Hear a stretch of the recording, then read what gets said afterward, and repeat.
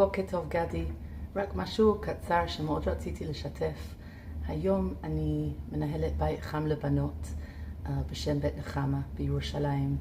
זה מקום שנותן בית, טיפולים, תמיכה לבנות שעברו טראומה והן ללא מסגרות.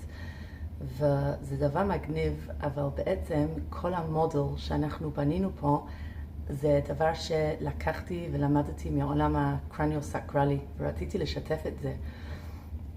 בעיקרון, כשאנחנו מטפלים באיזושהי דיספונקציה בתוך המערכת, אז כפי שלימדת אותנו, אנחנו פשוט מחזיקים, מקשיבים לתנועה הדיספונקציונלי, עוקבים אחריו, מחכים, תומכים, ללא אג'נדה, ופשוט ממתינים עד שהגוף מתחיל לסדר את עצמו חזרה לתנועה אופטימלי.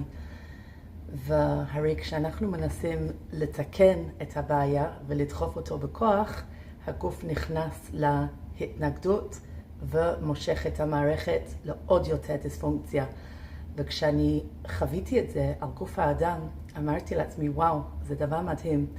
אם היינו יכולים לעשות אותו דבר עם דיספונקציה בנוער, במקום לנסות לתקן אותם ולדחוף אותם ליותר התנגדות, ופשוט לתת להם את התמיכה הזה, את ההקשבה, את ה-following and listening והסבלנות ללא אג'נדה, אז הרי הדיספונקציה לאט לאט יסדר את עצמו מהכוח הריפוי הפנימי, וזה דבר שאנחנו רואים פה על השטח, וזה דבר מגניב, ואני פשוט מלאה תודה על כל הנכס הזה שנתת לנו.